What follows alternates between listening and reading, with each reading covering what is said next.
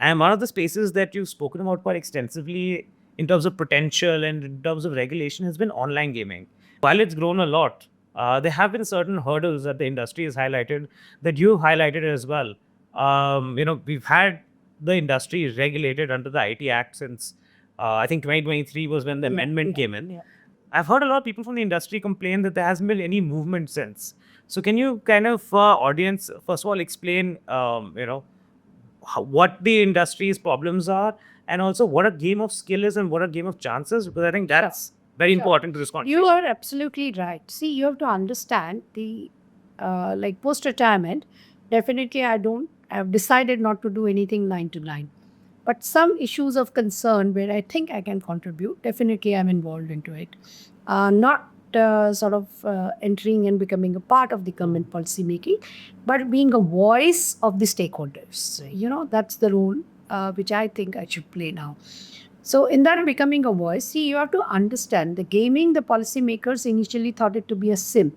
They associated with, like I used to always tell these youngsters, ki you will have to give that concession because the people who are sitting for making the policy come from a generation of Devanand and Amitabh Bachchan, gambling and taking out the 3 cars. So their concept of any gaming which is a money gaming is ये तो गलत काम है and इसको नहीं encourage करना है. You become a moral policeman for it. No, it's not good for the youth, it's not good for the country. So with that background, they all thought it's to be a part of the sin. However, gaming is something parallelly we moved because when we did this deepening digital payment, at that time 40% were smartphones, 60% were feature phones. In fact, at that time in RBI, we were thinking of a sandbox to experiment how payments will take place in a feature phone. Okay. But lo behold, today it's more than 65% your smartphones. So people have switched over. That this is something remarkable has happened. And the moment smartphones have come, you have an access to games. And games, not necessarily, it can be a system for learning also. If you look at it, you hone up your skills. So when you hone up your skills, you are strategizing, you are understanding how to play, your motors, senses, how fast you move your fingers, all that comes. So you have non-money games, what they call real money games is not there. These are for honing up your skills. And when real money games came, in that also there is a gambling, for which in India we already have an Gambling Act of 1857. It was location based, so you had this, okay, gambling will be allowed in XYZ space, and you have to have a license for it, and this is how it is operated, this is how it will be taxed. But the moment that also switched to online and games of skill also switched to online, then there was a need to have a relook into your regulatory body. Initially, there were interministerial fights as to whose baby it is, right?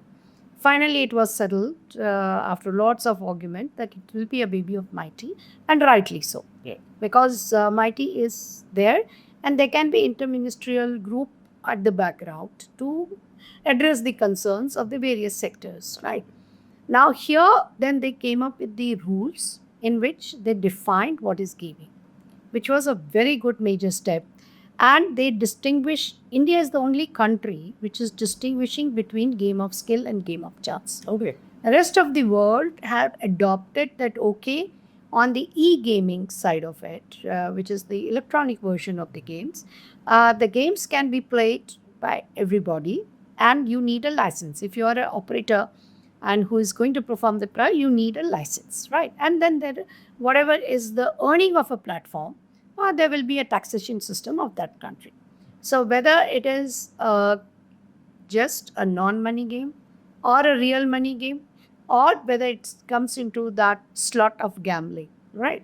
So all these three are regulated by one. But India took a stand that no, the gambling is going to be separate because it is a state subject. Yeah. And a state law, and game of skill will be something which will have to be at the national level for the simple reason you cannot create boundaries. You can't say that this game cannot be played in Tamil Nadu but can be played in Karnataka. So that's what state governments have been trying to do. They have been trying to do. If you recollect, PUBG was first banned. Yes. Right, by A state, then B state.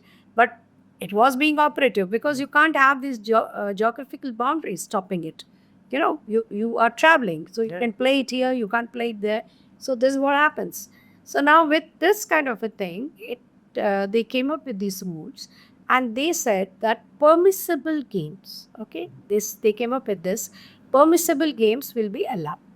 Fair enough. But then it stopped there. What is needed is the last step, right? And which has created a lot of confusion as to whether the gaming industry per se, they organized themselves into 3 SROs, and they came up with conduct rules. And to them, I also advise, and they've adopted that, is that they must have a discipline of having a KYC. So anybody boarding, you must get the person identified. Which is also what the IT Act had said, right? Yes. They just said you make an SRO and make your own rules. It stopped there. Okay. But what was needed was this, that you have a KYC. Second thing, what was being done, that no cash. So you can't enter into a gaming by paying a cash payment. And these are all online apps anyway, so you can't do that. Absolutely. So you have only digital payments. They came up with that. Some of them were accepting cash. Okay. So, I agree with that. so everything shifted to digital. They had a mechanism that you can pay in cash and play. Yeah. So now that shifted to the digital payments. Then they came up with the conduct rules that any pattern, if they find, because you have to understand one thing, like Tamil Nadu took an initiative and they have come up with some of the rules into it, in which their concern, and rightly so, is a social concern of addiction, number of hours spent, and how much money they are spending. So in these addiction kind of a thing, what happened is, there is a line to which the government can walk. Like I always give this example, that cigarette smoking is bad. Okay, government can walk this. Now, government cannot walk by saying 4 cigarettes is bad, is good. 5th cigarette is bad. Yeah, government cannot say that. So similarly, government cannot limit that you can play 2 hours and more than 2 hours is bad for you. Or you can play for 5,000 rupees in a month, but more than 5,000 is bad for you. You can't.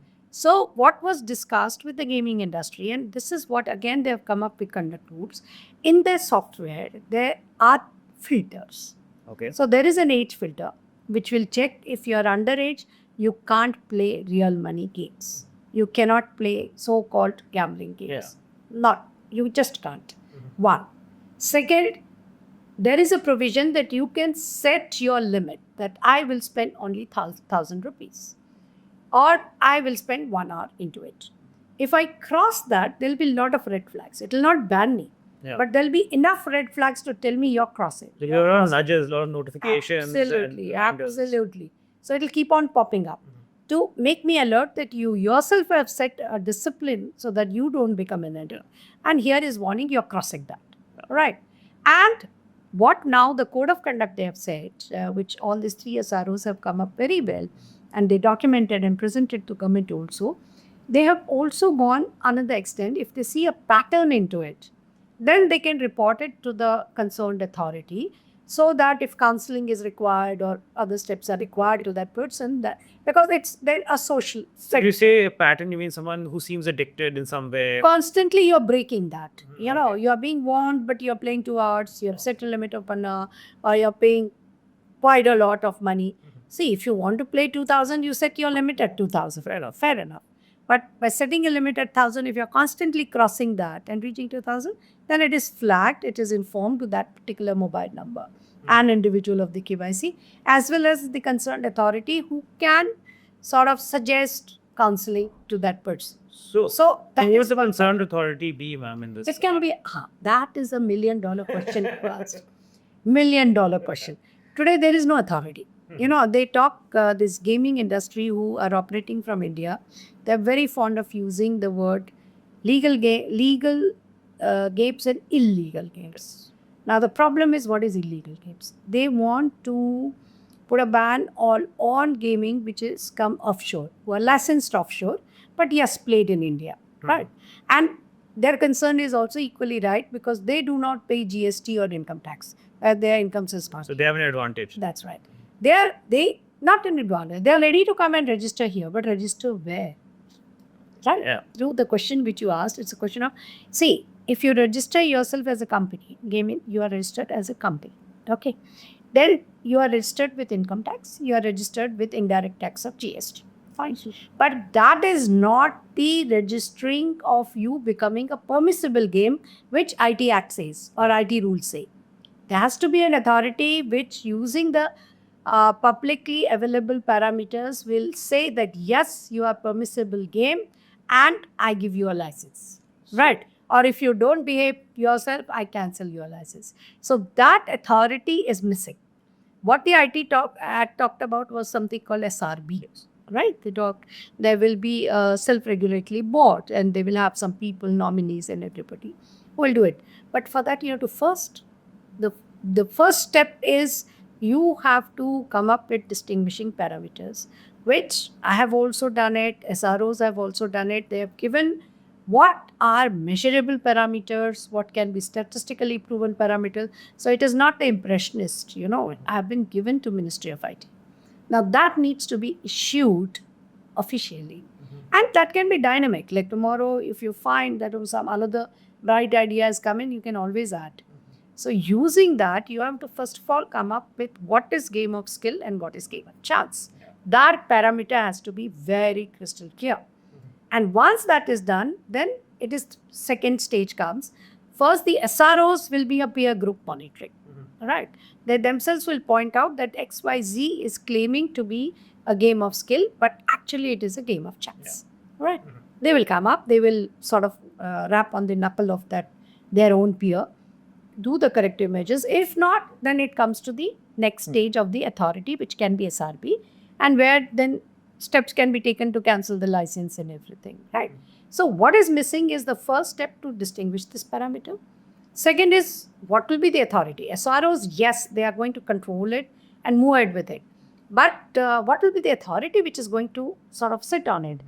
Then, initially this gaming industry was very reluctant to come as an SRO. Then I exposed them to microfinance. Yeah. I said, because gaming industry always thought we are competitors to each other. So how we can sit together? Yeah. Right. That's true. So they were exposed them, and I made one of the microfinance stalwarts to come and address them, so that you understand they are all competitors, right? But there are common issues, and there is need of a common discipline among all of them for all of them to grow. I think that's it. Every industry, we see associations who Absolutely. are competing with each other, companies, but they work together when it comes to Exactly. policy issues. Policy issues, as well as for their growth, for their own growth, they need to self-discipline themselves. So that way then they came up. So now they are very active. Okay. It's a good sign that they are active.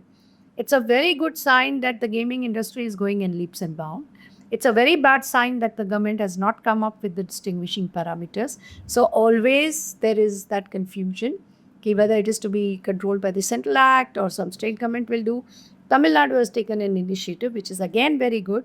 That can be replicated at the national level, ideally. If it doesn't happen, then other state governments can learn lesson, pick a leaf from Tamil Nadu and move ahead. Won't it be very difficult for gaming companies to have, different states? Absolutely. They'll have to apply at every state and get a license. Therefore, it's very important that game of skill comes here. Online gaming should come here. And then you regulate, right? Absolutely no problems. Ultimately, central government, eyes and ears is the federal structure. So it is bound to come from the state governments, and the eyes and ears as well as the action to be taken. It's going to happen there. Right. So, what do you think the delay is in defining those parameters? It is very surprising. If you look at it, they walk till the last step and stop there. So it's like if you don't walk the last mile, you don't get the advantage of it.